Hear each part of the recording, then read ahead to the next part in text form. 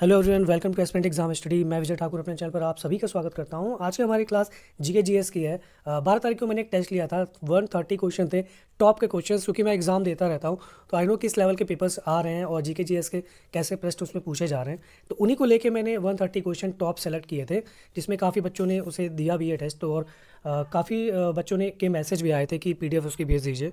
तो मैं इसका वीडियो ही बना देता हूँ, आप सभी लोग देख लीजिए कितने प्रश्न आप कर पा रहे हो। सिर्फ अपने आप को जज करिएगा, चैनल को जज मत करिएगा कि सही बना रहे हैं या नहीं। आप कितने क्वेश्चन कर रहे हो उसमें से आप वो देखिए। और चलिए 2 पार्ट में इसको कवर करेंगे हम। पहला पार्ट आप देखोगे तो 60 क्वेश्चन होंगे। स्टार्ट करते हैं, प्रश्न ज़्यादा है तो समझिएगा। कच्चीगुड़ा रेलवे स्टेशन भारत का सर्वप्रथम ऊर्जा सक्षम A1 वर्ग का रेलवे स्टेशन निम्नलिखित में से किस राज्य में स्थित है? तो ये तेलंगाना के साथ जाएगा। चलिए नेक्स्ट प्रश्न देखते हैं। The association of small bombs पुस्तक के लेखक कौन है, जो वर्तमान में अंतर्राष्ट्रीय डबलिन लिटरेरी अवार्ड के लिए चुने गए हैं? तो ये है करण महाजन। चलिए नेक्स्ट प्रश्न देखते हैं। क्षेत्रीय हवाई संपर्क का सस्ता एवं वहनीय बनाकर सुगम बनाने की योजना का क्या नाम दिया गया है? तो ये जो नाम है वो उड़ान नाम दिया गया है। चलिए नेक्स्ट प्रश्न देखते हैं। विश्व स्वास्थ्य दिवस कब मनाया जाता है? तो आपको पता ही है, 7 अप्रैल। Question number 5। शंकरदेव द्वारा रचित भवना में निम्नलिखित में से किस पारंपरिक भाषा का प्रयोग किया गया? तो ये ब्रजावली भाषा है। नेक्स्ट प्रश्न देखिए। ज्ञान पीठ पुरस्कार के प्रथम विजेता कौन थे? तो आपको भी पता होगा, ये बहुत ही कॉमन प्रश्न है, ये पूछा जाता है ज़्यादातर एग्जाम में। श्री शंकर कुरूप जी हैं। प्रसिद्ध पुस्तक यूनाइटेड माइंड्स किसके द्वारा लिखी गई है, तो और या किसने लिखी है? तो ये आप APJ अब्दुल कलाम जी थे ये। चलिए 8वां प्रश्न देखते हैं। निम्नलिखित में से कौन हिंदुस्तानी शास्त्रीय संगीत की शैली नहीं है? तो ये है अलापना। 9वां क्वेश्चन देखते हैं। ब्रिटिश औपनिवेशिक शासन से स्वतंत्रता एवं भारत के विभाजन तक भारत के अवस्थान्तर को चित्रित करने वाली पुस्तक मिडनाइट चिल्ड्रन के लेखक कौन है? तो चलिए देख लेते हैं ऑप्शंस। विक्रम सेठ विद्याधर हैं, अमिताभ घोष या सलमान रुश्दी? तो ये ऑप्शन सी के साथ जाएगा हमारा ये। मैं ज़्यादा क्वेश्चन पढ़ूंगा और उसके ऑप्शंस बताऊंगा, बहुत कम टाइम में हो जाएगा। निम्नलिखित में से कौन सी जनजाति तमिलनाडु राज्य की मूल निवासी नहीं है? तो इसका प्रश्न जाएगा भूटिया। चलिए नेक्स्ट देखते हैं 11वां प्रश्न। सहायक संधि प्रणाली को स्वीकार करने वाला प्रथम भारतीय मूल शासक कौन था? तो ये हैदराबाद के निज़ाम। भारत में स्वयं शासन प्राप्त करने के उद्देश्य से सितंबर 1916 में मद्रास में भारतीय राष्ट्रवादी बाल गंगाधर तिलक और भारतीय स्वतंत्रता सेनानी फिल इन द ब्लैंक से डैश द्वारा होम रूल लीग की स्थापना की गई। तो ये एनी बेसेंट जी थी।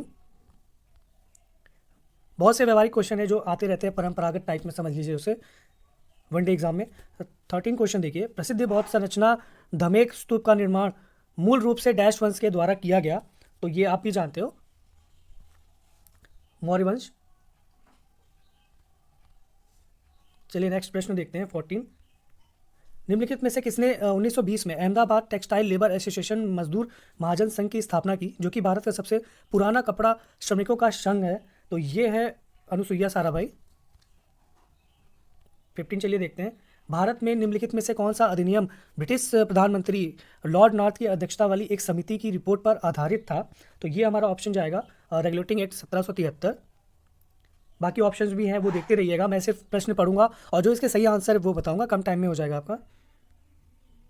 किस घटना ने भारत के विदेशी व्यापार पर ब्रिटिश नियंत्रण को और अधिक मजबूत कर दिया था? तो ये सुएज नहर को खोल देना है। ये ध्यान से देखिएगा, भारत के विदेशी व्यापार पर ब्रिटिश नियंत्रण को और मजबूत कर दिया था। तो ये 16B के साथ जाएगा हमारा ये। 17वां देखते हैं। डैश वास्तुकला में मुख्य रूप से चैत्य विहार स्तूप और स्तंभ होते हैं? तो ये बौद्ध की बात कही जा रही है, बौद्धिस्ट वास्तुकला में। ताजमहल परिसर का निर्माण किस वर्ष के आसपास हुआ था? तो ऑप्शन देख लीजिए। 1641 है, 1651 है और 1632 है, 1621 है। तो 1632 के साथ जाएगा आंसर ये हमारा। 19वां देख लीजिए प्रश्न। सुभाष चंद्र बोस द्वारा कांग्रेस पार्टी छोड़ने के बाद गठित राजनीतिक दल का नाम क्या था? तो ऑल इंडिया फॉरवर्ड ब्लॉक ये इसका नाम होता है। B के साथ जाएगा।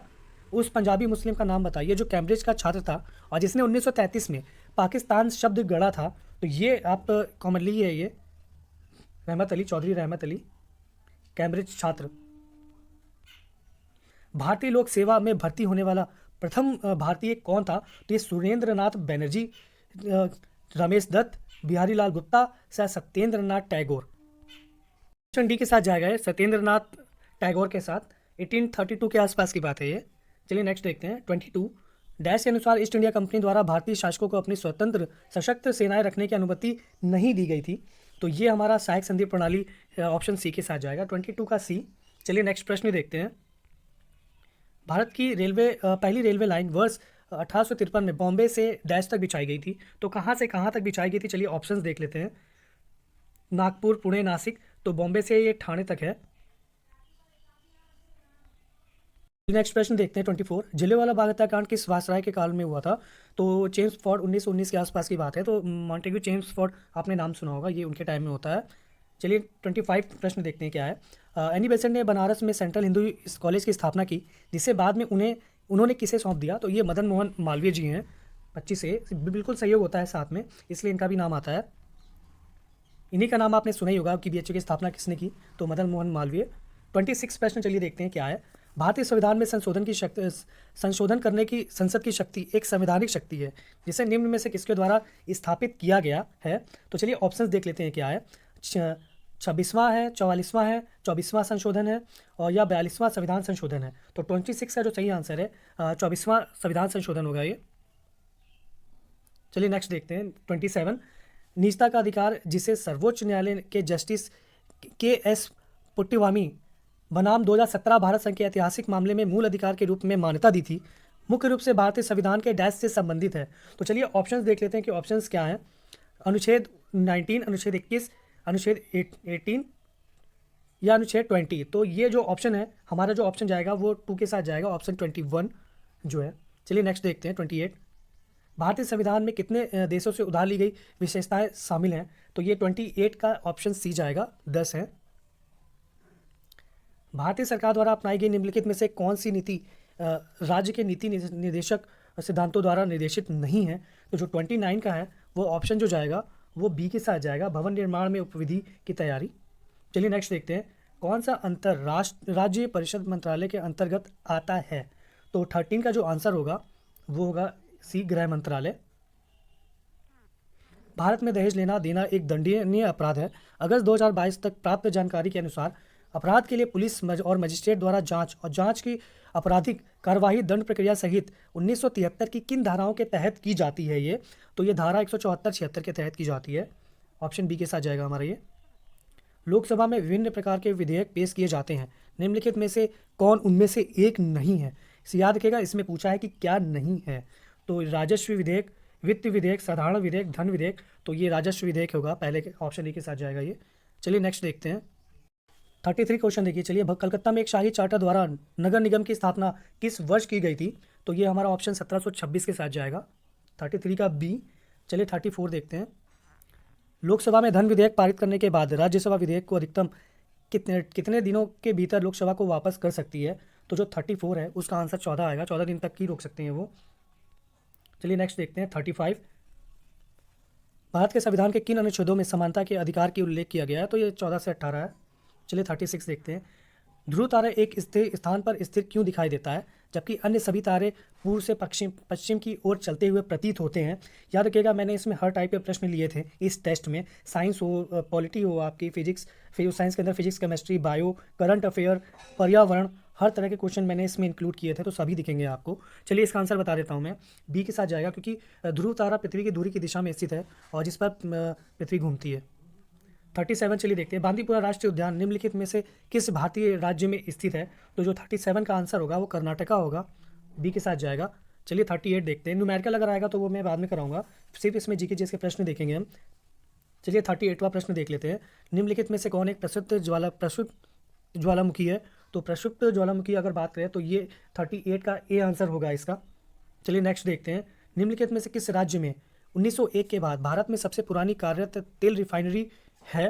तो 39 का भी आंसर हमारा सबसे पुरानी डिगबोई असम में ही है, याद रखिएगा। 40 देखते हैं। निम्नलिखित में से कौन सा कथन अभ्रक के बारे में सत्य है? अभ्रक के बारे में चीज़ें बोली जा रही हैं, तो इसमें लोहा, मैग्नीशियम और सिलिका शामिल होता है, तो ये आंसर सही है, ऑप्शन डी के साथ जाएगा। 41 देखते हैं।